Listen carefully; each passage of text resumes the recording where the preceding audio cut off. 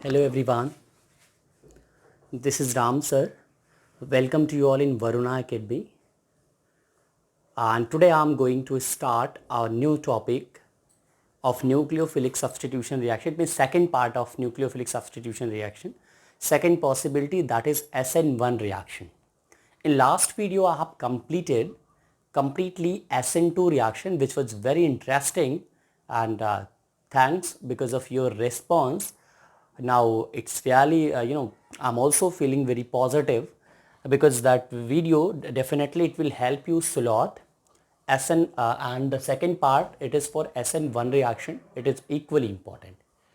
SN1 SN2 reaction दोनों पे अगर आप पकड़ बना लोगे, बहुत जगह ऐसा है बच्चों जहां पे आपको बहुत सारा बेनिफिट मिलेगा, बहुत सारा बेनिफिट. ठीक है, बहुत ही एकदम सिंपल वे में अपनाने वाला हूं, एकदम सिंपल वे. ठीक है, चीजों को तोड़ करके मैं आपके सामने रखूंगा. देखो क्या है सिस्टम, क्या है आजकल होता गया है. जैसे बच्चों को जो है ठीक है, सिंपलेस्ट वे आप लोगों को चाहिए, लेकिन चीजों को हमें कर्टेल नहीं करना है.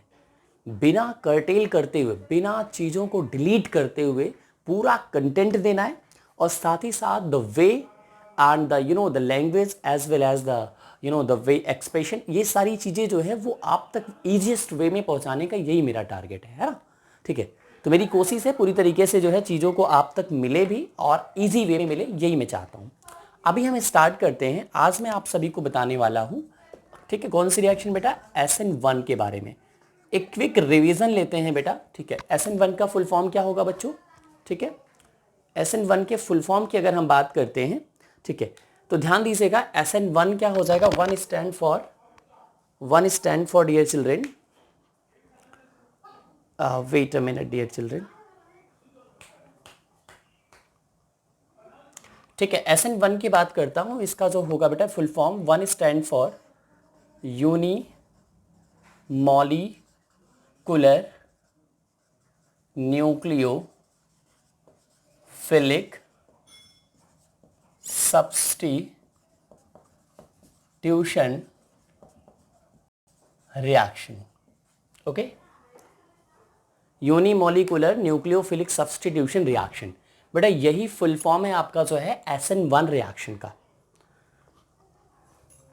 ठीक है, अब देखिएगा इसमें क्या करना है बेटा. SN1 रिएक्शन की मैं बात करता हूं, इससे पहले हम थोड़ा सा रिवीजन लेते हैं. ठीक है, रिवीजन में क्या करना है बच्चों, बहुत ही इंटरेस्टिंग वे में हम लोग चलेंगे. ठीक है, जो कि हम लोगों ने क्या क्या पढ़ा था, रिवीजन करते हैं सारे पॉइंट का. ठीक है, कल हमने क्या क्या लेक्चर में लिया था, ध्यान दीजिएगा. पहला पॉइंट क्या था बच्चों, पहला पॉइंट था वो SN2 रिएक्शन एक स्टेप में कंप्लीट होता था. दूसरा आपका इन्वर्जन ऑफ कॉन्फ़िगरेशन वहां पे होता था. ट्रांजिशन स्टेट का फॉर्मेशन होता था, है ना. और वहां पे रिएक्टिविटी ऑर्डर क्या था, 0 1 2 3 RX के फॉर्म में रिएक्टिविटी ऑर्डर था. ठीक, और हम लोगों ने पढ़ा था जो वहां पे ऑर्डर ऑफ काइनेटिक्स क्या होती थी बच्चों, 2 होती थी. यानी रेट ऑफ रिएक्शन जो होता था वो दो कंपोनेंट के ऊपर डिपेंड करता था. ठीक, कल हमने एक टॉपिक आपको पढ़ाया था एम्बीडेंट. ठीक है ना, याद है ना सभी को, एम्बीडेंट न्यूक्लियोफाइल, है ना, जिसके पास 2 अटैचमेंट साइट होता है. ठीक है, हाँ, जैसे मैंने कहा था कि SCN या NCS, तो ये क्या है, ये थायोसाइनेट है, वो आइसोथायोसाइनेट है. साइनाइड CN, आइसोसाइनाइड, ठीक है ना, NC. ठीक है बेटा, तो जैसे आपका साइनेट CNO, ठीक, NCO, ये क्या हो जाएगा, आइसोसाइनेट. तो बेटा ये जो आप पलटते हो तो ये यहाँ पे 2 अटैचमेंट साइट नजर आ रही है. देखो, चाहे CN मैंने देखा, चाहे CNO देखा या फिर SCN देखा, तो ये सब आपका किस में था, एम्बीडेंट न्यूक्लियोफाइल में था. SN1 रिएक्शन की हम बात करते हैं. ठीक है, इसका फुल फॉर्म क्या है, यूनिमोलिकुलर. यानी यूनिमोलिकुलर का मतलब क्या होगा, एक एक पॉइंट करके हम लिखेंगे. ठीक है, सबसे पहला लिखिएगा आप लोग, this reaction is completed, this reaction is completed in 2 steps. ठीक है ना, पहला पॉइंट बहुत इंपॉर्टेंट पॉइंट है. क्यों है हम बताएंगे. ये रिएक्शन 2 स्टेप में कंप्लीट होती है. ठीक है ना, हाँ, और दोनों स्टेप का नाम क्या है, स्टेप फर्स्ट लिख लीजिएगा बेटा. जो स्टेप फर्स्ट है उसको क्या कहते हैं बच्चों, स्टेप फर्स्ट को कहते हैं formation of carbocation, formation of stable carbocation, ये इसकी कंडीशन है, ठीक है ना, फॉर्मेशन ऑफ स्टेबल कार्बोकेटायन, ठीक है बच्चों, फॉर्मेशन ऑफ स्टेबल कार्बोकेटायन। बेटा स्टेप सेकंड की मैं बात कर लूं तो स्टेप सेकंड क्या कहता है, attack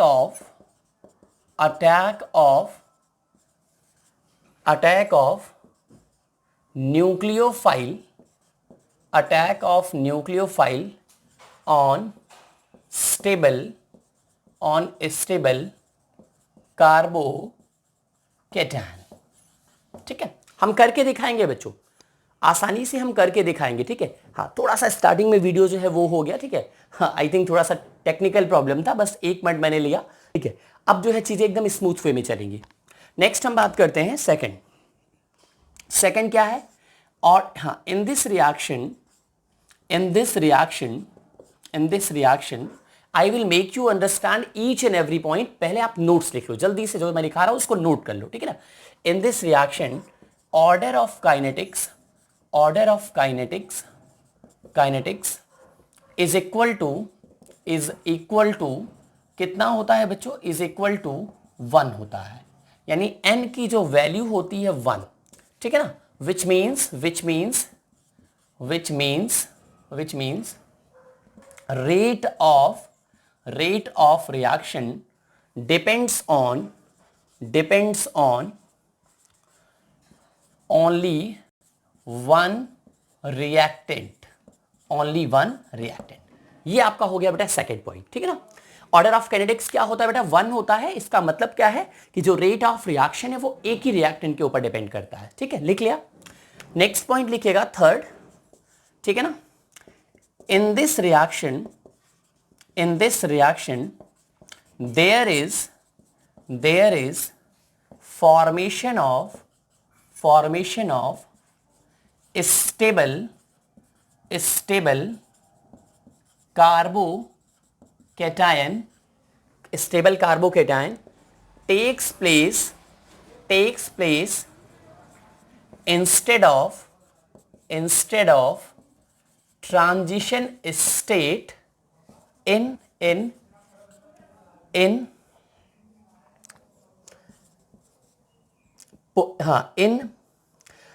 the presence of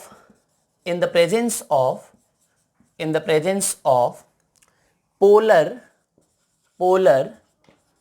protic solvent। Example के तौर पे वाटर भी हो सकता है, एल्कोहल भी हो सकता है, एसिटिक एसिड भी हो सकता है, ऐसे और ढेर सारे हो सकते हैं, ठीक है ना। तो बेटा ये भी आपका बहुत इंपॉर्टेंट है, क्या लिखा है मैंने, in this reaction there is formation of a stable carbocation takes place instead of transition state. जो हमने वहां पे बनाया था, यहां ट्रांजिशन स्टेट नहीं बनता, यहां पे क्या बनता है, कार्बोकेटायन का फॉर्मेशन होता है, ठीक है ना। और किसके प्रेजेंस में होता है बेटा, पोलर प्रोटिक सॉल्वेंट, याद रखना। देखो वाटर क्या है, पोलर मॉलिक्यूल है, प्रोटिक सॉल्वेंट क्या होता है, जो प्रोटॉन रिलीज कर सके, ठीक, यानी जिसका डाइपोल मोमेंट का value does not equal to 0 होगा, वो पोलर होगा, पहली चीज हो गया, ठीक, ध्यान दीजिएगा बच्चों, वो पोलर होगा। दूसरी चीज क्या है, प्रोटिक का मतलब क्या होता है, जो प्रोटॉन प्रोड्यूस करे, तो वाटर भी प्रोटॉन देता है और एल्कोहल भी देता है, एसिटिक एसिड भी देता है। तो ये सारे एग्जांपल क्या है बेटा, पोलर प्रोटिक सॉल्वेंट है, ठीक है। तो अभी मैं बताऊंगा इसका यूज क्या है, ये क्यों लिया जाता है, ये किस तरीके से वर्क करता है, तो रिएक्शन में आपको मैं समझाऊंगा, ठीक है। हाँ, नेक्स्ट हम बात करते हैं फोर्थ पॉइंट की। In this reaction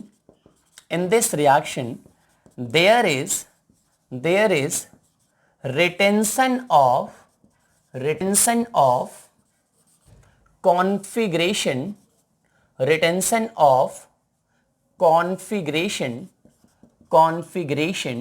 takes place, retention of configuration takes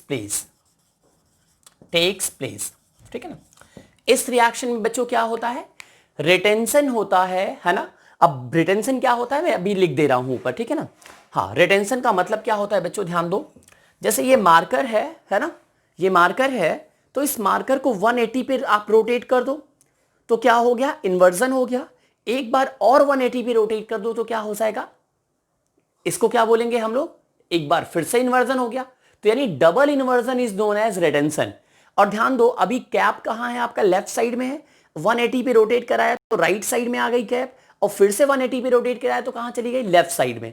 तो कहने का मतलब इसमें क्या है, यानी जो आपका न्यूक्लियोफाइल जो अटैक करता है उसकी जो पोजीशन होती है बेटा वो सेम साइड होती है। वहां पे क्या हो रहा था, देखो इन्वर्ट हो जा रहा था, ठीक। तो यानी 360 डिग्री पे किसी कंपाउंड को रोटेट कर दो तो वो क्या कहलाता है, रिटेंशन ऑफ कॉन्फ़िगरेशन कहलाता है, जिसकी वजह से जो अटैचमेंट साइट है न्यूक्लियोफाइल की बेटा वो चेंज नहीं होती, जबकि वहां पे क्या होता है, अटैचमेंट साइट न्यूक्लियोफाइल की 180 पे रोटेट कर जाती है। ये एक डिफरेंस है, ठीक है। तो आप लोग यहीं पे लिख लीजिएगा रिटेंशन होता क्या है, ऐसे आप लोग हाँ नोट के तौर पे जो है अंदर ही लिख सकते हो। रिटेंशन क्या है, double inversion, double inversion, double inversion, और क्या कह सकते हैं बेटा, डबल इन्वर्जन, या फिर आप लोग कह सकते हो डबल इन्वर्जन और rotation, rotation at 360 degree of any compound, of any compound is known as क्या बोलेंगे बच्चों, रिटेंशन बोलेंगे, ठीक है ना, इज नोन एज रिटेंशन। तो ये कहानी हो गई रिटेंशन की, ठीक है। कैसे होता हम बात करेंगे, वहां पे आपको अच्छे से क्लियर हो जाएगा, ठीक है। होप सब लोगों ने लिख लिया होगा। एक लास्ट पॉइंट बचा है, ठीक है ना, बिल्कुल एक लास्ट पॉइंट बचा हुआ है, वो भी आपका काफी ज्यादा इंपॉर्टेंट है, ठीक है बच्चों। उसको देखते हैं, लास्ट पॉइंट यहां पे इरेज कर दें, ये पॉइंट नंबर 1 इरेज कर देते हैं, ठीक है। बिल्कुल पॉज करके नोट कर लिया होगा, बहुत बढ़िया। देखिएगा लास्ट पॉइंट है आपका order of reactivity, order of reactivity for SN1 reaction. What is SN1? Unimolecular nucleophilic substitution reaction. क्या कहते हैं बेटा, बोलिएगा, यूनिमॉलिक्यूलर न्यूक्लियोफिलिक सब्स्टिट्यूशन रिएक्शन, ठीक। अब ध्यान दीजिएगा, इसकी ऑर्डर ऑफ रिएक्टिविटी की बात कर रहे हैं। देखो इसका ऑर्डर ऑफ रिएक्टिविटी क्या होता है, जितना स्टेबल कार्बोकेटाइन बनेगा उतना आसान होगा क्या करना बेटा, हाँ आपका जो है प्रोडक्ट का फॉर्मेशन करना, क्योंकि जितना स्टेबल होगा उतना स्टेबल आपका कंपाउंड भी बनेगा, ठीक। तो यानी स्टेबिलिटी ऑफ कार्बोकेटाइन के ऊपर डिपेंड करता है ऑर्डर ऑफ रिएक्टिविटी SN1 की, ठीक है। अब ध्यान देना, स्टेबिलिटी का ऑर्डर क्या होता है आपने पढ़ा हुआ है, ठीक। तो यहां पे आप डायरेक्टली लिख लो, 3 डिग्री सबसे नंबर 1 पे होता है, ठीक है ना, 3 डिग्री RX नंबर 1 पे आएगा, फिर आपका 2 डिग्री RX आएगा, ठीक है, फिर आता है बेटा आपका 1 डिग्री RX आएगा, फिर आपका ध्यान दीजिएगा 0 डिग्री RX आएगा, ठीक है। ये इसकी कुछ कहानी है ऑर्डर ऑफ रिएक्टिविटी के, ठीक है। तो प्लीज इसको नोट कर लीजिएगा, क्यों है अभी हम बात करेंगे। टर्सरी कार्बोकेटाइन वैसे भी सबसे ज्यादा स्टेबल होता है, तो ये इसका ऑर्डर बनता है 3 डिग्री का SN1 सबसे अच्छा होगा, ठीक है। जितना स्टेबल कार्बोकेटाइन उतना ईज होगा प्रोडक्ट फॉर्मेशन में, इसलिए स्टेबिलिटी ऑफ कार्बोकेटाइन टर्सरी की सबसे ज्यादा होती है। अभी तक मैंने पॉइंट कोई भी समझाया नहीं है, ठीक। रिएक्शन मैकेनिज्म में बच्चों हम सारी चीजें एक एक करके वहां पे क्लियर करूंगा, ठीक है। हाँ कंपैरेबल स्टडी भी हम देख सकते हैं वहां से, ठीक है। नोट हो गया, बहुत बढ़िया। हम आगे बढ़ जाएं, ठीक है। अब आप लोग डालिएगा बच्चों, ठीक है। अब आप लोगों को डालना है केमिकल रिएक्शन, ठीक है ना। क्या लिखना है बच्चों, केमिकल रिएक्शन, केमिकल रिएक्शन, ठीक है बच्चों, केमिकल रिएक्शन, ठीक। अब ध्यान दो, केमिकल रिएक्शन में आपको क्या करना है, सबसे पहले हम लोग एक रिएक्शन को लेते हैं CH3, आज मैं दूसरा मार्कर लेके आया हूं, ठीक है, ब्लू कलर भी है, CH3 होल थ्राइस Cl, ठीक है ना, plus OH minus gives out, ठीक है। यहां पे ध्यान देना, इसको आप लोग याद रखिएगा, कैटलिस्ट की तरीके से कौन याद कर रहा है, यहां पे कौन वर्क कर रहा है, पोलर प्रोटिक सॉल्वेंट, याद रखिएगा, ठीक है ना। और ये क्या दे रहा है finally, CH3 whole thrice COH, ठीक है। ये आपका प्रोडक्ट है, प्रोडक्ट प्लस प्लस क्या बनेगा बेटा, Cl माइनस बनेगा, ठीक है। तो ये आपका हो गया एक केमिकल रिएक्शन। अभी मैकेनिज्म मैंने नहीं बताया है, ठीक है। अब आप लोग डालिएगा हेडिंग मैकेनिज्म। देखिए मैकेनिज्म, ठीक है, मैकेनिज्म में बेटा 2 स्टेप है, ठीक है। मैकेनिज्म में कितने स्टेप है बेटा? 2 स्टेप है, 2 स्टेप्स आ गया। तो स्टेप नंबर 1 की हम बात करते हैं, स्टेप फर्स्ट। ठीक, अब स्टेप फर्स्ट में आपको क्या लिखना है, ध्यान दीजिएगा। सबसे पहले आप लिखिएगा फॉर्मेशन ऑफ स्टेबल कार्बोकेटायन। ठीक, ये आपको करना है। चलिए इसको हम लेते हैं बेटा। इसको कैसे हम लोग कर सकते हैं? CH3 single bond, CH3 single bond, ये आपका Cl है। ठीक है, अब इसका क्या होना है? ब्रेकिंग होनी है। तो ये जो आपका सॉल्वेंट है बच्चों, ध्यान देना, ये स्टेप रिवर्सिबल होता है।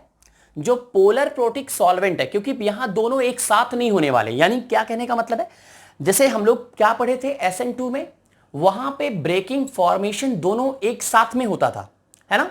तो दोनों बेटा एक साथ में होता था, तो वहां उसको ट्रांजिशन स्टेट कहा जाता था।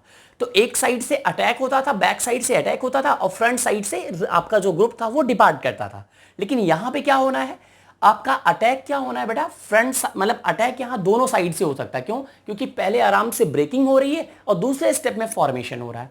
ठीक, तो पहले स्टेप में क्या होना है बेटा? आपको पता ही है कि यहां पे स्लाइटली पॉजिटिव चार्ज होता है, यहां पे स्लाइटली नेगेटिव चार्ज होता है, ऑटोमेटिकली होता है। ठीक है, क्योंकि ये इलेक्ट्रोनेगेटिव इन नेचर का है। लेकिन इतनी एनर्जी नहीं है कि ये खुद से निकल जाए।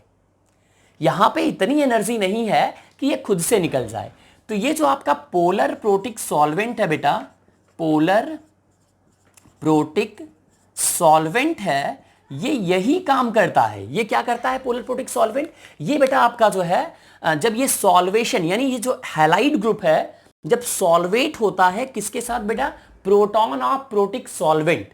किसके साथ? प्रोटॉन ऑफ प्रोटिक सॉल्वेंट के साथ जब ये सॉल्वेट होता है हैलाइड ग्रुप, ठीक है ना, इस कंपाउंड का, तो क्या होता है बेटा? वहां से एनर्जी मिलती है। और वो एनर्जी क्या होती है? यानी उसी एनर्जी को कहते हैं सॉल्वेशन एनर्जी। तो सॉल्वेशन एनर्जी इस पोलर प्रोटिक सॉल्वेंट से सॉल्वेशन के बाद मिलती है, जिससे क्या होता है? ये ब्रेक होता है। अब ब्रेक होने के बाद ये स्टेप, ध्यान दीजिएगा बेटा, ये स्टेप काफी स्लो होता है। और आपको पता है ये स्लोवेस्ट स्टेप है। ठीक है ना, ये स्लोवेस्ट होता है। और जो स्लो स्टेप होते हैं वही क्या होते हैं? रेट डिटरमाइनिंग स्टेप होते हैं। रेट डिटरमाइनिंग स्टेप होते हैं, याद रखिएगा। ठीक, तो ध्यान दीजिएगा, इस समय नंबर ऑफ कंपोनेंट कौन है? यही तो एक ही है ना। अभी तो आपने हाइड्रोक्साइड यूज ही नहीं किया है। ठीक, तो इसलिए बेटा यहां पे जो n की वैल्यू आती है वो 1 आती है। समझ में आ रही है बात? ठीक, तो स्लोवेस्ट स्टेप होने के नाते ये स्टेप स्लो होता है, क्योंकि ब्रेकिंग अपने आप से हो नहीं रही है, यहां से एनर्जी मिलती है और ये ब्रेक होता है। अब ब्रेक होगा तो क्या बनाएगा बेटा? ये आपका कार्बोकेटायन कुछ इस तरीके से बनाएगा। ठीक है ना, ये इसको हम लोग प्लेनर बोलते हैं, ट्राइगोनल प्लेनर। ठीक है, ये स्ट्रक्चर है, ये कार्बोकेटायन का शेप भी होता है। ठीक है, तो ये क्या है बेटा? एक टर्सरी कार्बोकेटायन है, कार्बोकेटायन। ठीक है ना, तो टर्सरी कार्बोकेटायन कैसा होता है? स्टेबल इन नेचर का होता है। ठीक है, प्लस क्या बना?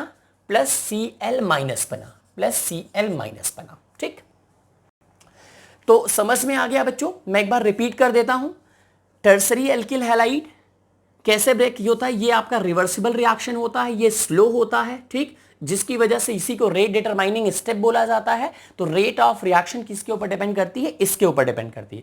अब क्यों इसी के ऊपर डिपेंड कर रही है ये भी मैं बताऊंगा, और भी अच्छे से बताऊंगा मैं आपको। ठीक है, पूरा रिएक्शन पहले लिखने दो। ठीक, तो n की वैल्यू 1 आती है और ये आपका फाइनली बन गया। ठीक है, पहले एक स्टूडेंट ने पूछा था कि सर ये स्ट्रक्चर पहले तो ऐसे रहता है और ब्रेक होने के बाद ये ऐसे कैसे हो जाता है? ठीक है, अभी देखो ये टेट्राहेड्रल में और ये ट्राइगोनल प्लेनर में कैसे चला गया? ठीक, तो ध्यान दो, आपको पता है हैलोजन के पास कितने लोन पेयर है? बोलो 3 लोन पेयर है। और ये जो आपको बॉन्ड नजर आ रहा है, ये सारे बॉन्ड में क्या है? बोलो बॉन्ड पेयर है। तो आपको पता है वेस्पर थ्योरी आपने पढ़ा है, सबसे ज्यादा जो रेट ऑफ रिपल्सन होता है वो लोन पेयर का होता है। फिर किसका होता है? बोलो बच्चों, लोन पेयर बॉन्ड पेयर का होता है। फिर किसका होता है? बोलो बेटा, बॉन्ड पेयर का होता है। ये आपने पढ़ा होगा। ठीक, अब ध्यान दो, उसी में एक पॉस्टुलेट और है ना, जहां वही कंपाउंड यानी एग्जिस्ट करता है, जहां मतलब कहने का मतलब जो आपके बॉन्ड्स लगे होते हैं आपके अटैच्ड एटम से, वही कंपाउंड उसी स्थिति में जाकर के उसका पोजीशन फिक्स होगा जहां से क्या होगा, स्टेट ऑफ रिपल्सन मिनिमम हो और स्टेट ऑफ स्टेबिलिटी मैक्सिमम हो। ठीक, तो इसलिए यहां पे ऐसे है क्योंकि इससे रिपल्सन कर रहा है, तो इसको इस तरीके से कह सकते हो ना, स्ट्रिंग करके रखा हुआ है, सिकोड़ करके, क्योंकि यहां से भी रिपल्सन हो रहा है, यहां से भी हो रहा है। लेकिन अभी ये जब क्लोरीन निकल गया तो रिपल्सन क्या हो गया बेटा आपका, कम हो जाएगा। तो अब ध्यान दो, तीनों ही बॉन्ड पेयर हैं, तो तीनों क्या भाई, बॉन्ड पेयर का भी रिपल्सन भाई कुछ ना कुछ तो होता ही है, तो इसलिए क्या होता है, ये एक दूसरे से मैक्सिमम डिस्टेंस पे हो जाते हैं, तो क्या हो जाएगा, so they can acquire a maximum state of stability and minimum state of repulsion. बस यही कहानी इसके पीछे है। ठीक है, तो ये आपका बन गया। अब हम बात करते हैं बेटा स्टेप सेकंड की। स्टेप सेकंड क्या होता है, अटैक ऑफ, ठीक है ना, nucleophile on stable carbocation. Attack of nucleophile on stable carbocation. ठीक है बच्चों, अब हमें ये कार्बोकेटायन लेके आना है यहां पे। ठीक है, अब हम इस कार्बोकेटायन के इसको लेकर के बेटा यहां पे आ गए, एक सेकेंड, ठीक है ना, CH3 और ये CH3 और बेटा ये आपका प्लस चार्ज आ गया। ठीक, अब क्या होगा, जो हमारा न्यूक्लियोफाइल है OH माइनस, अब जैसे ही आप इसको लाओगे तो बेटा प्लस माइनस चार्ज क्या होते हैं, बड़े तेजी के साथ ये जो है अट्रैक्ट होते हैं। ठीक है, unlike charge always attract to each other. तो यहां पे जो अटैक है बेटा वो फ्रंट साइड भी हो सकता है, बैक साइड भी हो सकता है। ठीक, तो ध्यान दीजिएगा, आपका यहां पे जो फाइनली बनेगा, ये जो सेकंड स्टेप होता है ये फास्ट होता है। ठीक, और ये फाइनली क्या बना देगा, देखिएगा ये आपका बनाएगा CH3 और ये आपका ध्यान दो, फाइनली ये OH आकर के जुड़ जाएगा। ठीक, तो ये आपका क्या बन गया बेटा, ये आपका मेन प्रोडक्ट बन गया। समझ में आया। ठीक, न्यूक्लियोफाइल आकर के अटैक किया और उसके बाद डायरेक्टली क्या हुआ, ये सीधे सामने से जुड़ा और ये वापस से वही पोजीशन ले लिया जो स्टार्टिंग में देखो आपका कहां गया, Cl लेफ्ट राइट साइड में था, OH भी देख लो बेटा आपका राइट साइड में है। ठीक, तो ये एक आसान तरीका मैंने आपको सिखाया कैसे एसिड वन रिएक्शन को कंप्लीट कर सकते हैं। ठीक है, तो इसको नोट कर लीजिएगा, यहां पे आप लिख लीजिएगा बेटा, एक्चुअली में ये आपको दिखाया नहीं जाता है 180 कहाँ रोटेशन हो रहा है, बट ओवरऑल क्योंकि इस तरीके से आपका जो है दो स्टेप में कंप्लीट हो रहा है, तो हाइपोथेटिकली कंसीडर किया जाता है कि ये इंटरनली रोटेट होते हुए फाइनली क्या होता है, डायरेक्टली 360 पे कंपाउंड मिलता है, यानी कि OH जिस साइड में न्यूक्लियोफाइल पहले था Cl, उसी साइड में OH आकर के अटैच हो जाता है। तो यहां आप लिख सकते हो रिटेंशन ऑफ कॉन्फिगरेशन। क्या लिख सकते हो बेटा, रिटेंशन ऑफ कॉन्फिगरेशन। तो ये पता चल जाएगा कि रिटेंशन के बाद का ये प्रोडक्ट है। ठीक है बच्चों, तो प्लीज इसको नोट कर लीजिएगा, ये आसानी से आपने समझ लिया। हाँ 30 सेकंड में आपको देता हूं, 30 के आप पॉज करके नोट कर लो, हम आगे बढ़ते हैं। समझ में आया सब लोगों को। अब बात आती है कौन कौन से फैक्टर मिल करके स्टेबिलिटी कार्बोकेटायन की बढ़ाते हैं। ठीक, एक चीज मैं यहां पे और बताना चाहूंगा, उसको भी मैं यहां बात करता हूं। ठीक है, हो गया, नोट हो गया, बहुत बढ़िया। देखिएगा वो है क्या, ये आपका कार्बोकेटायन था, ये आपका कार्बोकेटायन है बेटा, बोलिए हां ये कार्बोकेटायन है। अब देखिएगा, ये पहली चीज मैं बताना चाहूंगा, व्हाई इट इज स्टेबल। ये टर्सरी कार्बोकेटायन क्यों स्टेबल है, तो इसका आंसर क्या है, ये सारे ग्रुप क्या है बोलो, प्लस आई ग्रुप है। प्लस आई का मतलब होता है इलेक्ट्रॉन रिलीजिंग ग्रुप, है ना। Permanent displacement of sigma electrons towards more electronegative element is known as, क्या बोला जाता है, इंडक्टिव इफेक्ट। ये sp2 कार्बन है, ठीक है, ये मोर इलेक्ट्रोनेगेटिव है। तो ये जो सिग्मा इलेक्ट्रॉन्स का मूवमेंट हो रहा है इस प्लस आई ग्रुप के द्वारा बेटा इस कार्बन की तरफ, आपको बताओ इलेक्ट्रॉन पे चार्ज कैसा है, माइनस, इस कार्बन पे चार्ज कैसा है, प्लस, तो माइनस और प्लस का क्या होगा, फोर्स ऑफ अट्रैक्शन स्ट्रांग होगा। तो ध्यान दो, स्टेबिलिटी ऑफ कार्बोकेटायन का मतलब क्या होता है, ये जो कार्बन पे प्लस है इसको कौन स्टेबल बना रहा है, तो जितना इलेक्ट्रॉन यहां पे आएगा उतना ज़्यादा इसकी स्टेबिलिटी क्या होगी, बढ़ेगी। और ये इलेक्ट्रॉन रिलीजिंग ग्रुप ही तो है भैया, इलेक्ट्रॉन डोनेटिंग ग्रुप ही तो है, दैट इज वाई। ठीक, तो ध्यान दो, अगर यहीं पे मैं बात कर लूं बेटा, अगर ये सेकेंडरी हो जाए, ठीक है, अगर ये आपका कार्बोकेटाइन जो है सेकेंडरी हो जाए तो इलेक्ट्रॉन रिलीजिंग ग्रुप अगर कम होंगे तो स्टेबिलिटी डिक्रीज करेगी। ठीक, अगर यहीं पे ये प्राइमरी हो जाए बेटा, ठीक है, तो बेटा आपको पता है कि ये जो इलेक्ट्रॉन रिलीजिंग ग्रुप है और कम हो गया। ठीक, और यहीं पे केवल मेथाइल कार्बोकेटाइन हो जाए, ठीक है, इस तरीके से, तो बेटा इलेक्ट्रॉन रिलीजिंग ग्रुप और आपके कम हो गए। ठीक, तो आप बताओ सबसे ज्यादा प्लस चार्ज कहां स्टेबल है, आप बोलोगे यहां पे। ठीक, तो जितना ज्यादा स्टेबल होगा प्लस चार्ज, उतना स्टेबल कंपाउंड बनेगा, उतना आसान होगा SN1 रिएक्शन को प्रोसीड करना। ठीक, तो ये पहली चीज हो गई। तो स्टेबिलिटी ऑफ कार्बोकेटाइन ये आपका इस वजह से ये टर्सरी सबसे ज्यादा स्टेबल है। दूसरी चीज, अब बात आती है कि ऑर्डर ऑफ रिएक्शन 1 है और एक ही कंपोनेंट के ऊपर डिपेंड कर रहा है। आप बताओ, ध्यान दो, मैंने कहा ये बल्की ग्रुप है, ये देखो ये बल्की ग्रुप है, ये देखो ये बल्की ग्रुप है, ये देखो ये भी बल्की ग्रुप है। हम कह रहे हैं खूब साइज इनकी बड़ी है, फिर भी क्या हमारा न्यूक्लियोफाइल अटैक कर पा रहा है, बोलो। फिर भी इतनी जगह सफिशिएंट है क्योंकि ये एक दूसरे के काफी दूर हो गए, यानी मैक्सिमम डिस्टेंस पे है, 120 डिग्री पे ये सिचुएटेड है। तो अब अटैक कहीं से भी हो सकता है, यानी स्टारिक हिंड्रेंस क्वेश्चन नहीं उठता कि सर SN2 में तो क्या था आपका 0 डिग्री आगे आता था, लेकिन SN1 में तो 3 डिग्री आगे आ रहा है। तो ध्यान दो, स्टारिक हिंड्रेंस ऐसा नहीं है कि यहां नहीं रोक रहा है, लेकिन स्टारिक हिंड्रेंस रोकने के बावजूद कोई इफेक्ट नहीं पड़ रहा है। आप देख सकते हो भाई, क्योंकि यहां से हो जा रहा है। और दूसरी चीज, मैं इसकी साइज बढ़ा दूं, मैं इसकी साइज बढ़ा दूं, उसके बावजूद कितना भी बड़ा बल्कि ग्रुप है, फिर भी अटैक हर तरफ से पॉसिबल होगा प्यारे बच्चों।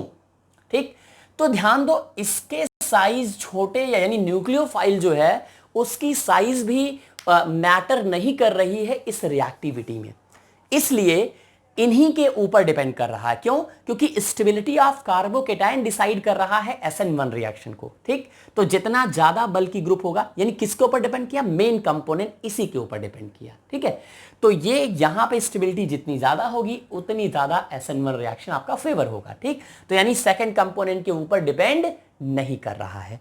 और दूसरा चीज मैंने बताया था कि आपका जो कार्बोकेटाइन बनता है वो रिवर्सिबल स्लो स्टेप होता है, स्लो स्टेप ही रेट डिटरमाइनिंग स्टेप होता है। तो वहां पे नंबर ऑफ कंपोनेंट्स कितने हैं, 1 है, जिसकी वजह से भी क्या हो रहा है, टर्सरी एल्किल हैलाइड के ऊपर ही डिपेंड कर रहा है। तो ये चीज हो गई।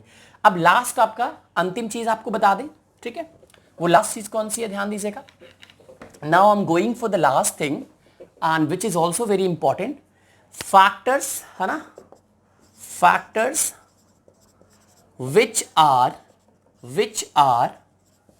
responsible factors which are responsible for which are responsible for stability of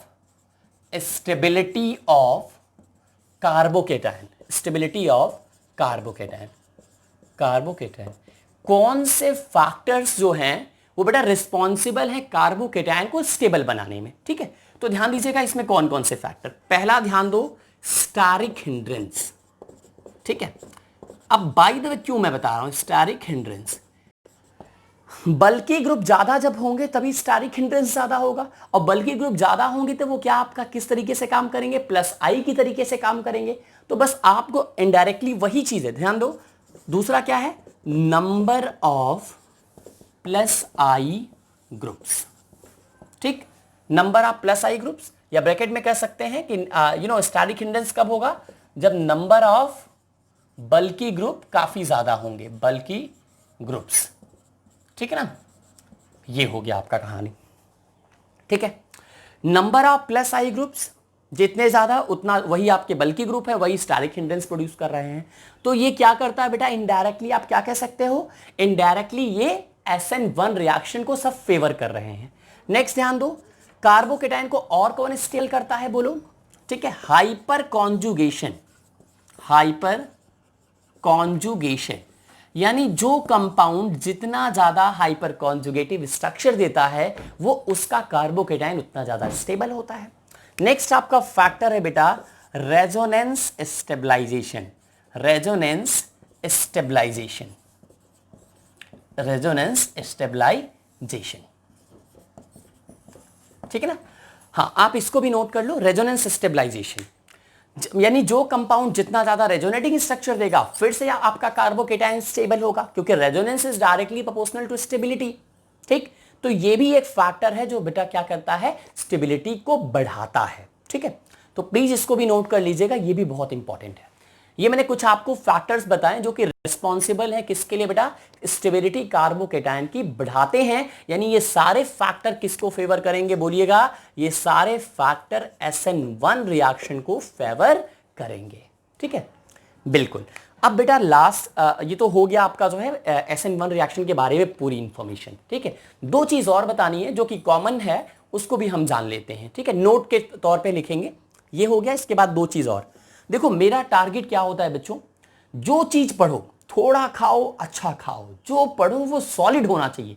यानी वहां पे किसी भी तरीके का कोई भी क्वेश्चन वहां से उठता है आप फंसने नहीं चाहिए, ये मेरा टारगेट रहता है। यानी कोई भी क्वेश्चन ऐसा ना हो उस टॉपिक से आए और आप जो है इसको कर ना पाए, नहीं तो फिर पढ़ाने का कोई मतलब नहीं। टाइम लगे लगने दो बेटा, क्योंकि आप टाइम नहीं दोगे तो चीजों को फिर क्या होता है कि हम सोचते क्या है कि बहुत कम समय में बहुत ज्यादा चीजें गेन कर ले, और ये संभव नहीं है। सक्सेस का कोई शॉर्टकट वे नहीं है, याद रखना।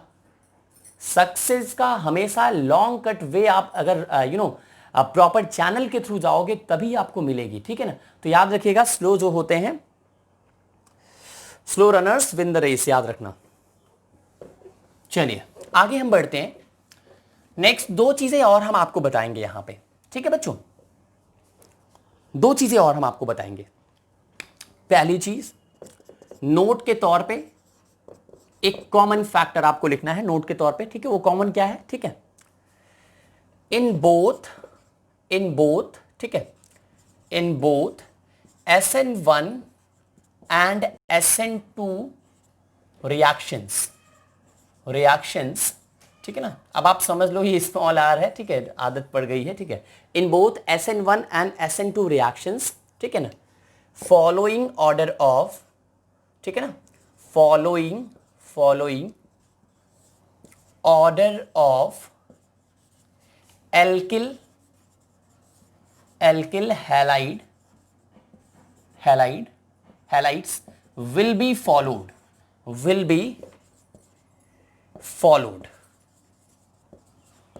ठीक है ना। हाँ, in both SN1 and SN2 reactions the following, the लगेगा बेटा, the following order of alkyl halides will be followed. ठीक है, वो ऑर्डर क्या है, ध्यान दो, RI सबसे ज्यादा रिएक्टिव होगा, याद रखना, दोनों के केस में, SN1 के केस में भी SN2 के केस में भी। देन बेटा आपका RBr होगा, देन बेटा आपका RCl होगा, देन बेटा आपका RF होगा। ठीक है, बस ये साइज के अकॉर्डिंग जो है बॉन्ड लेंथ वाला फैक्टर काम कर रहा है। ठीक, तो ये आपको ऑर्डर फॉलो कराना है, याद रखना। बात समझ में आ रही है। जैसे डिग्री कभी कभी क्या होगा, सेम आपको ऐसा भी एग्जांपल मिलेगा जहां पे डिग्री जो है सेम ही हो जाएगी, तो कुछ ऐसे वहां पे ये फैक्टर्स आपको कुछ ना कुछ क्लू जरूर मिलेगा। ठीक है, अभी हम बताएंगे, क्वेश्चंस कराएंगे, बहुत अच्छे से समझ में आएगा। समझ में आया बच्चों, RI आपका जो है सबसे ज्यादा रिएक्टिव होगा दोनों के केस में, SN1 में भी SN2 में भी। ठीक, और नेक्स्ट एक पॉइंट है बेटा, ठीक है, इसको नोट कर लो, नेक्स्ट पॉइंट की बात हम कर लेते हैं। ठीक, दो आपके और मैं फैक्टर की बात करूं, एक है एलाइलिक कार्बोकेटाइन, दूसरा है बेटा आपका बेंजाइलिक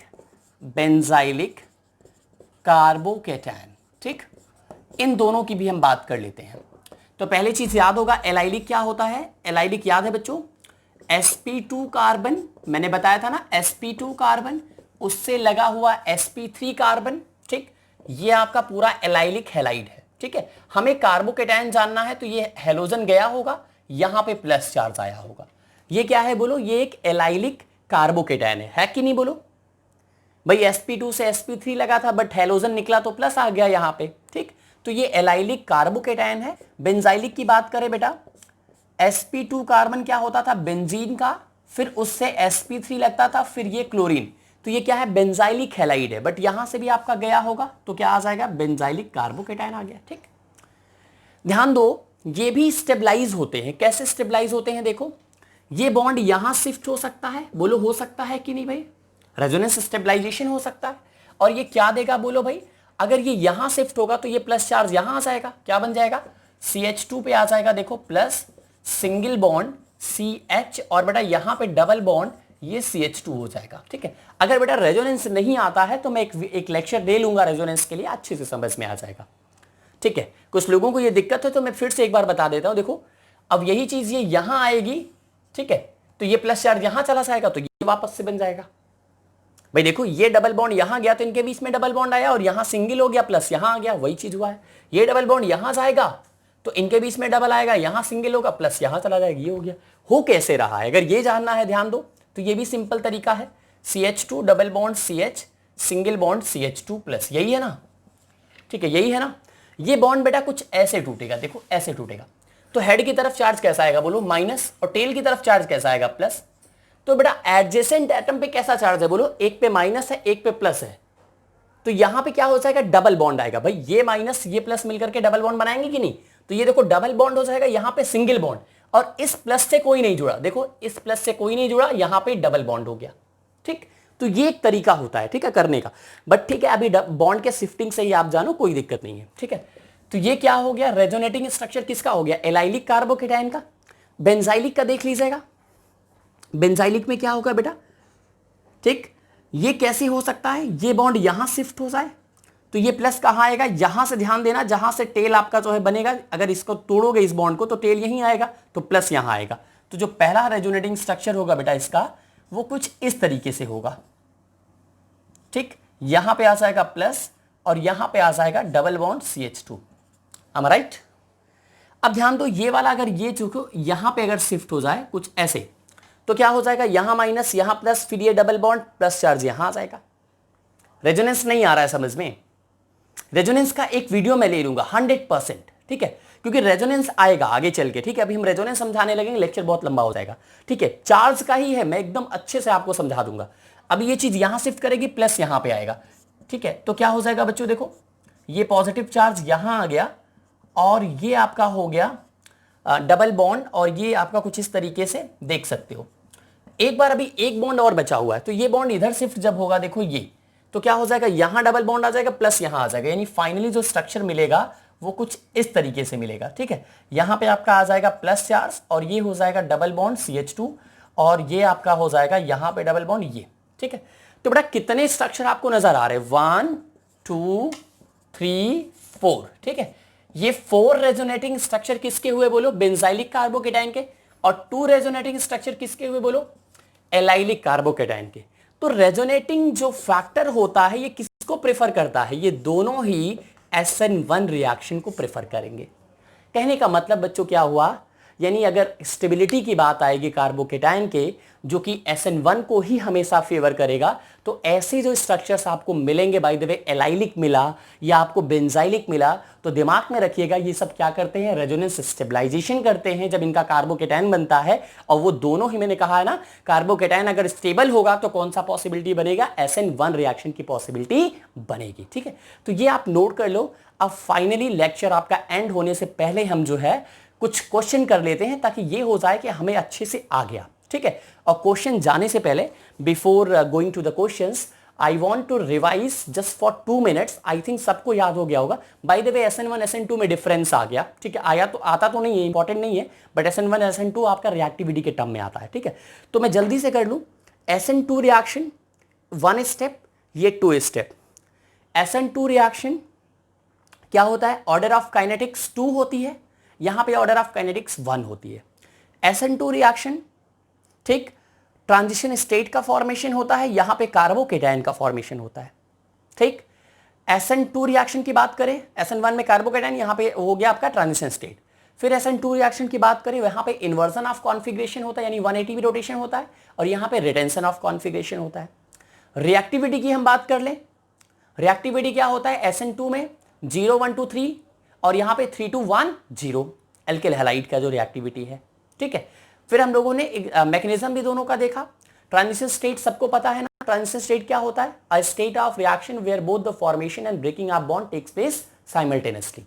ठीक है बच्चों, आई थिंक यहां तक आप सभी को अच्छे से समझ में आया होगा। जल्दी से क्वेश्चन कर लेते हैं 2, इरेज कर दें बच्चों। बहुत बढ़िया, कुछ क्वेश्चन कर लेते हैं ताकि आपको क्लियर हो जाए, ठीक है ना। आपको बताना है SN2 रिएक्शन फास्टर, ठीक है ना। SN2 रिएक्शन फास्टर बताना है, मैं 2 पेयर लिख रहा हूं, ठीक है। हाँ, एनसीईआरटी के ही क्वेश्चन को मैं लेता हूं। जैसे ध्यान दीजिएगा, मैं पहला लिख रहा हूं आपको SN2 रिएक्शन बताना है कि किसमें फास्टर है।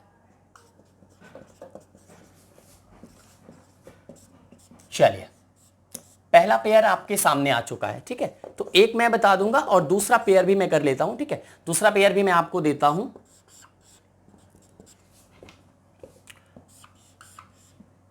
बेटा ये एनसीईआरटी के क्वेश्चन है सारे, जो भी मैं आपको भी एनसीईआरटी के क्वेश्चन है, ठीक है। तो देखो ये 2 क्वेश्चन मैंने दिया हुआ है, मान लो ये ए पार्ट का है, ठीक है। और भी हम इसके बाद की बात करते हैं, ठीक है। इन दोनों में आप लोग खुद से लगाइए दिमाग, उसके बाद हम बात करते हैं, ठीक है। पहले इसको करो, रुक जाओ, फिर क्वेश्चन एक और देते हैं। कॉन्फिडेंस आना चाहिए, कौन सा भाई सही होगा, ठीक है। SN2 फास्टर कौन दे रहा है इसमें से, ठीक है। पहली चीज तो ध्यान दो, नेचर आप निकाल लो।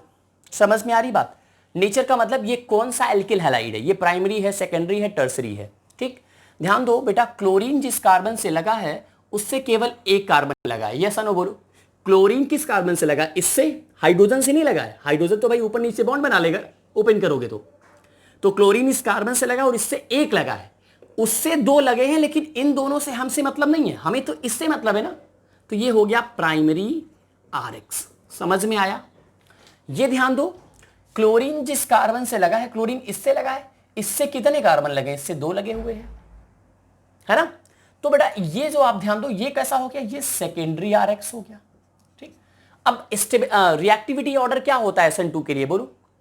SN2 के लिए रिएक्टिविटी ऑर्डर क्या होता है, सबको पता है भाई, 0 1 2। तो इसका मतलब ये आपका क्या होगा? ये फास्ट होगा, ठीक है, और ये स्लो होगा। Is it clear? अच्छे, देखो इसमें कुछ करना ही नहीं पड़ा, है कि नहीं। ये हमने सोचा हो सकता है कुछ करना पड़ा, बट कुछ भी नहीं करना पड़ा। चलो इसका पहले नेचर निकालो।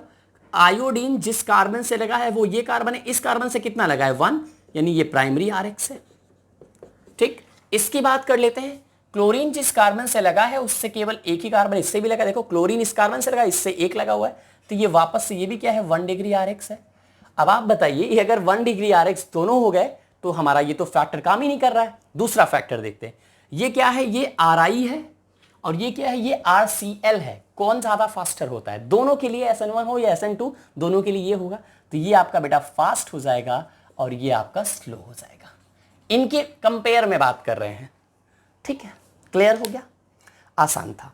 अब लास्ट क्वेश्चन एक और देते हैं, हो गया? बहुत बढ़िया, नोट कर लीजिएगा सब लोग। अब ध्यान दो, SN2 एंड SN1 की भी बात हम कर लेते हैं। इस बार क्वेश्चन को बढ़ा देता हूं, ठीक है। SN1 SN2 रिएक्शन कौन फास्टर होगा, ठीक है। आपको एक ऑर्डर सीक्वेंस तय करना है, ठीक है। SN1 क्वेश्चन ऐसे लिखिएगा, ठीक है। SN1 SN2 reaction faster. Question note करिएगा, क्वेश्चन ही लिखवा देता हूं, ठीक है। क्वेश्चन क्या हो जाएगा बेटा? हाँ, arrange the following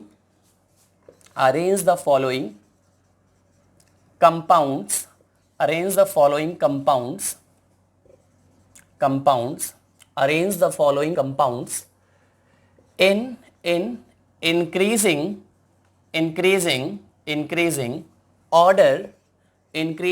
order of SN1 and SN2 reactions, ठीक है ना। SN1 एंड SN2 रिएक्शंस, ठीक है। सबसे पहला मैं आपको देता हूं, फर्स्ट देता हूं 4 आइसोमेरिक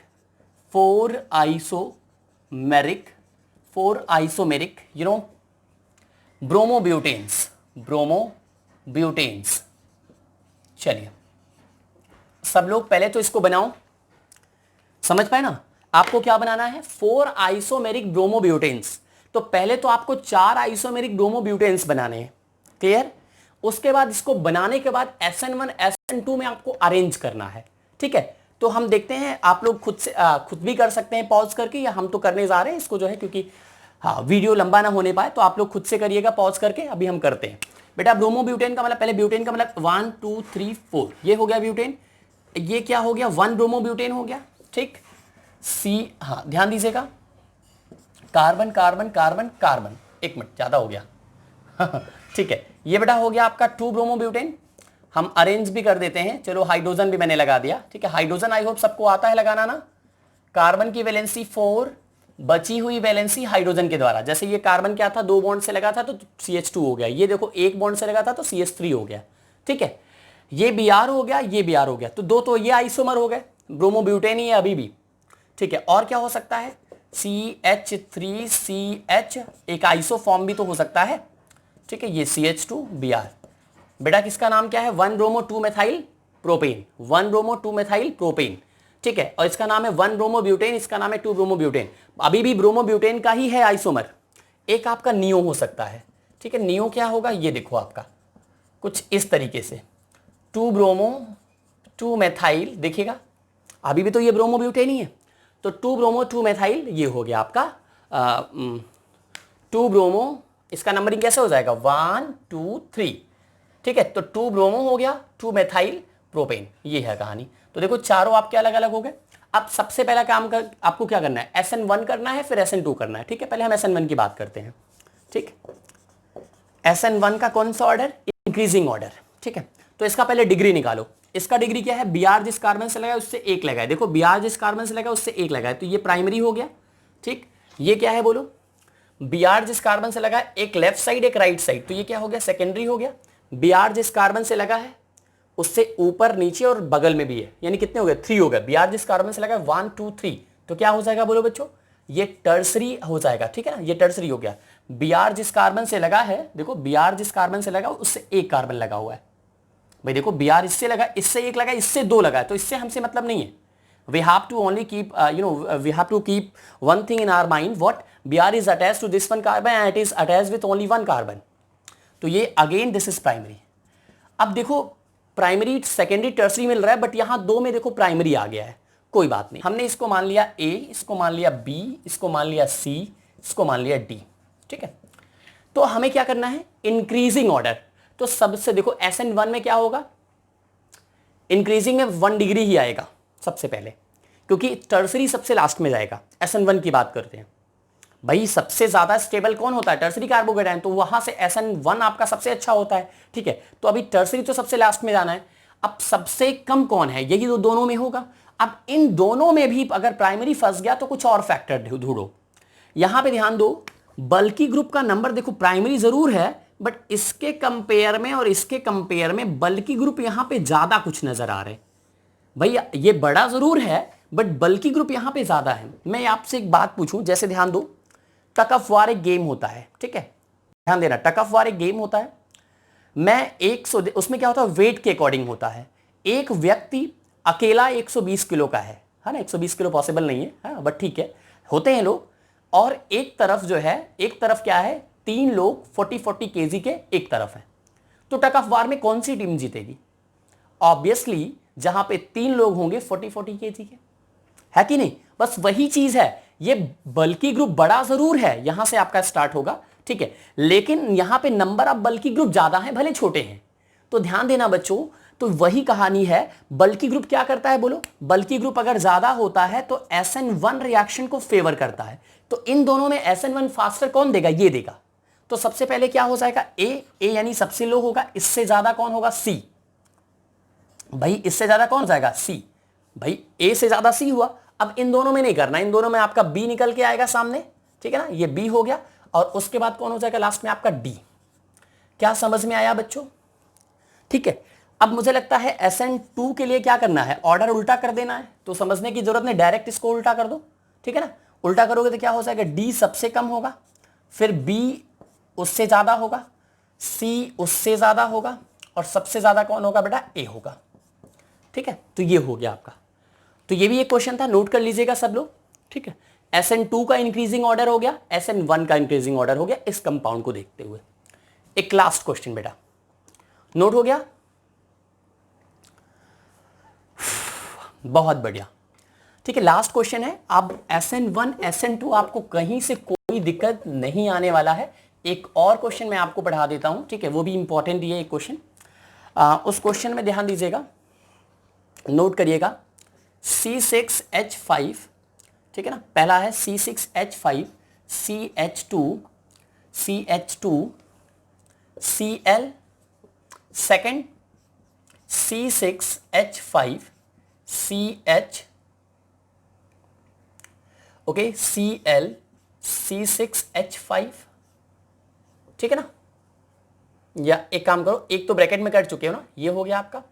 नेक्स्ट हम बात करते हैं, एक और लेते हैं C6H5 CH CH3 Cl, ठीक है, एक ये हो गया आपका।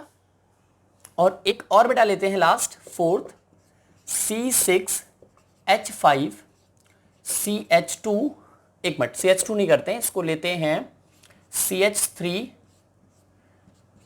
ठीक है, और C6H5, कुछ ये है,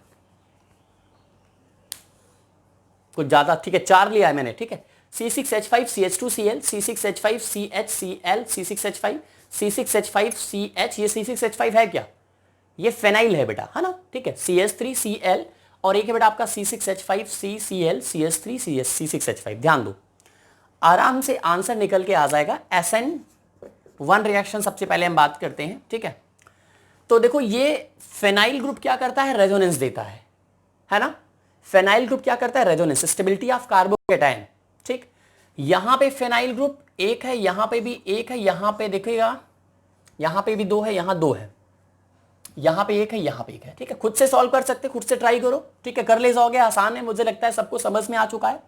बट फिर भी ध्यान दो, यहां पे फैक्टर कितने हैं, अगर मैं इसको वो कर दूं A B C D, ये हम बात कर लें, ठीक है।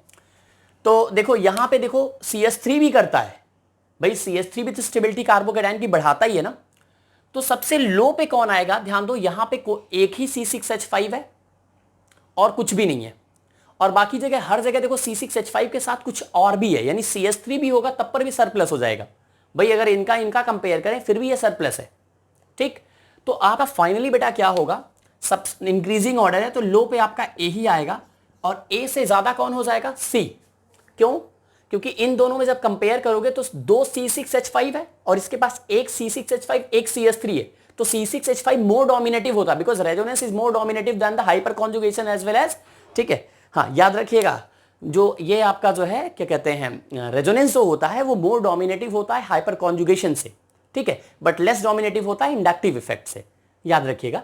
बट वो सब कॉन्सेप्ट यहां नहीं लगाना है, बस सिंपल ध्यान दो कि अगर CH3 C6H5 में आपको लेना है तो C6H5 आपको SN1 को ज्यादा फेवर करेगा, ठीक। तो इन दोनों में ये ज्यादा है तो इंक्रीजिंग ऑर्डर में तो कम वाला पहले लिखा जाएगा, तो आपका हो जाएगा C से उसके बाद बेटा क्या हो जाएगा, B। और ये सबसे ज्यादा क्यों है, क्योंकि C6H5 2 प्लस एक CH3 भी है, तो क्या हो गया बेटा आपका, टोटल जो आपका आंसर आएगा वो फाइनली ये आ जाएगा, ठीक है।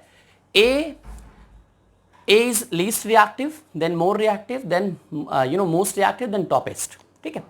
most मतलब ठीक है, समझ लो ये most है, ये थोड़ा सा जो है क्या कहते हैं more है, ठीक है, ये less है, ये least है, देखो चारों वर्ड मिल गया, ठीक है।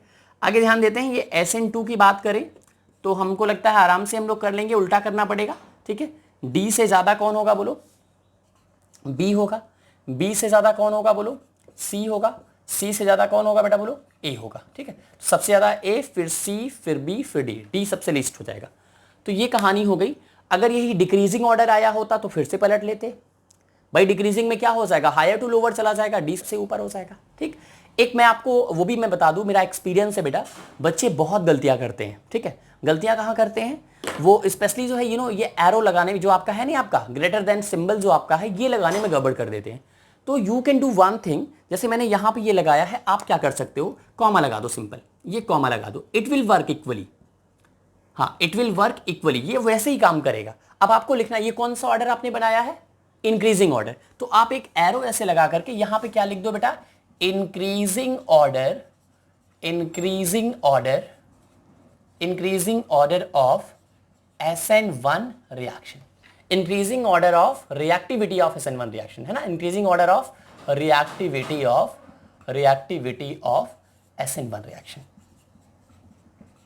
बस, ठीक है। तो ये लैंग्वेज अगर लिख दोगे तो आप कॉमा लगाए हो किसकी तरफ, नहीं तो होता क्या है, आपने यही क्या कर दिया जो है, अगर ऐसे कर दिया, सब कुछ सही लिखा है, तो ये कौन सा ऑर्डर बन गया, डिक्रीजिंग ऑर्डर बन गया। भाई ये ग्रेटर हो गया, इसका मतलब है ये सबसे ज्यादा रिएक्टिव हो गया, ये कहानी हो जाएगी इसके प्रति, ठीक। तो मुझे लगता है आप सभी को SN1 SN2 में अब प्रॉब्लम नहीं होनी चाहिए, मैं दावे के साथ कह सकता हूं, ठीक है। आप लोग खूब क्वेश्चंस लगाइएगा, अभी और भी क्वेश्चंस कराऊंगा मैं लास्ट में। SN1 SN2 कहीं से कोई दिक्कत नहीं, और एग्जाम में आना तय है। थैंक यू वेरी मच, ठीक है। Hope everybody enjoyed a lot and will meet you in the next video. अभी आपका वीडियो आएगा कुछ दिन के बाद, क्योंकि आप 11th कंटिन्यूअस 3 डेज आएगा, फिर बेटा आपको वीडियोस मिलेंगे, ठीक है, उसके बाद आपका। और मान के चलिए ये चैप्टर अब ज़्यादा लेक्चर नहीं लगेगा, ठीक है, आप लोग रेगुलर बेसिस पे पढ़ते जाइए। और हाँ, keep sharing the things and keep learning also, and support is very important. Thank you very much.